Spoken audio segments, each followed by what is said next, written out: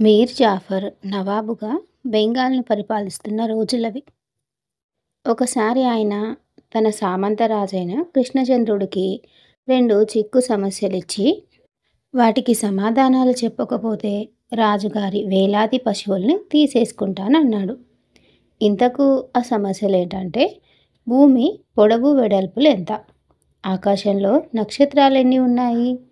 ఆ చిక్కు ప్రశ్నలకు సమాధానాలు ఎలాగా రాబట్టాలో తెలియక కృష్ణచంద్రుడు బిక్కుబిక్కుమంటూ కాలం గడుపుతున్నాడు.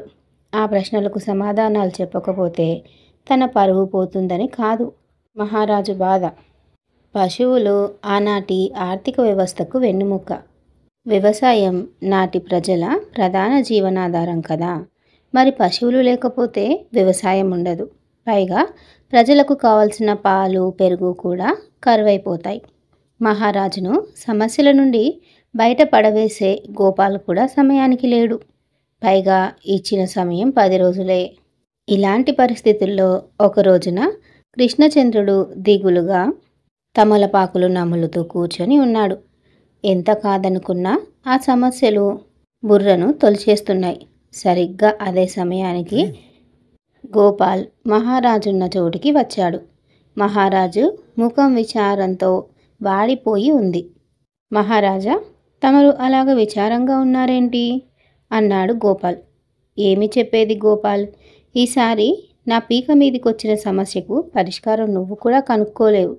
ఈసారి నా పని అయిపోయినట్లే అన్నాడు కృష్ణచంద్రుడు. ముందు సమస్యలేంటో చెప్పండి మహాప్రభు అన్నాడు గోపాల్. కృష్ణచంద్రుడు నవాబు తనకు పరిష్కరించమని ఇచ్చిన 2 సమస్యలను గోపాల్కు వివరించాడు. గోపాల్ అంతా విన్నాడు. ఇంతేనా? వీటి పరిష్కారం నాకు వదిలేయండి అన్నాడు. ఆ చిక్కు ప్రశ్నలకు చక్కని జవాబులు ఇచ్చి నవాబును సంతృప్తి పరిస్తే చక్కటి బహుమతులిస్తానని కృష్ణచంద్రుడు వాగ్దానం చేశాడు. ఆ వాగ్దానం చేసే ముందు గోపాల్ని హెచ్చరించాడు. గోపాల్ కనుక సమాధానాలు చెప్పలేకపోయినా, తప్పు చెప్పినా రాజ్యం పోదు గాని అంతకన్నా విలువైన పశువులు పోతాయి. వాటితో పాటు రాజలక్ష్మి పోతుంది. రాజలక్ష్మి లేకపోతే రాజ్యం ఉన్నా లేనట్లే. ఇంత చిక్కు ప్రశ్నలు ఇచ్చినప్పుడు సమయం ఎక్కువ ఇవ్వాలి కదా. కానీ నవాబు మహారాజుకు ఇచ్చిన సమయం 10 రోజులు. గోపాల్ కృష్ణచంద్రుల్ని 100 ఎడ్ల బళ్లను, రాజ్యంలో పట్టునూలు దారాలు ఎంత ఉంటే అంత వెంటనే తెప్పించమన్నాడు. బాగా ఉన్న గొర్రెల్ని పెద్ద సంఖ్యలో తెప్పించమన్నాడు. కృష్ణచంద్రుడికి ఇవన్నీ ఎందుకో అస్సలు అర్థం కాలేదు.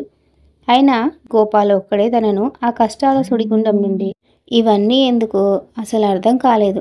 అయినా గోపాల్ ఒక్కడే తనను ఆ కష్టాల సుడిగుండం నుండి రక్షించగలడన్న నమ్మకం ఆయనకుంది. అందుచేతనే ఎంతో ఖర్చైనా వాటన్నిటినీ తెప్పించాడు.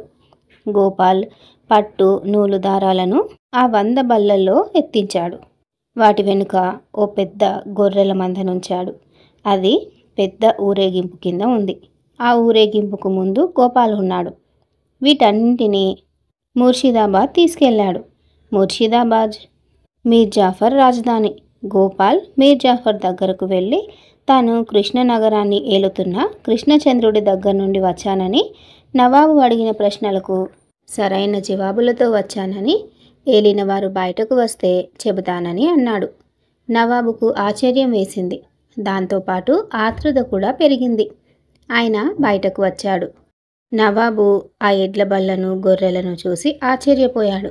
ఈలోగా హుజూర్, భూమి పొడవు ఈ 65 బళ్ళల్లో ఉన్న దారమంతా, వెడల్పు మిగిలిన 35 బళ్ళల్లో ఉన్న దారమంతా, ఇక ఆకాశంలో ఉన్న నక్షత్రాలు, ఈ గొర్రెలన్నింటికీ కలిపి ఉన్న వెంట్రుకలు ఎన్నవుతాయో అన్నీ అన్నాడు గోపాల్. అంకెలలో చెప్పమంటే ఇదేమిటి అన్నాడు నవాబు. అంకెలలోనే చెప్పాలన్న నిబంధన విధించలేదన్న విషయాన్ని గుర్తు చేశాడు గోపాల్. మీర్ జాఫర్ చాలా సంతోషించాడు. తన ప్రశ్నలకు సమాధానాలు దొరికాయని కాదు, ఆ ప్రశ్నలకు అంత తెలివిగా గోపాల్ సమాధానాలు చెప్పినందుకు. గోపాల్కు ఒక సంచి బంగారు నాణాలు బహుమానం ఇచ్చి మరీ పంపించాడు. కృష్ణచంద్రుడు కూడా అన్న ప్రకారం బహుమతి ఇచ్చాడు. ఇంతటితో ఈ కథ ముగిసింది. ఇటువంటి మరిన్ని మంచి మంచి కథల కోసం వెంటనే నా ఛానల్ని సబ్స్క్రైబ్ చేయండి.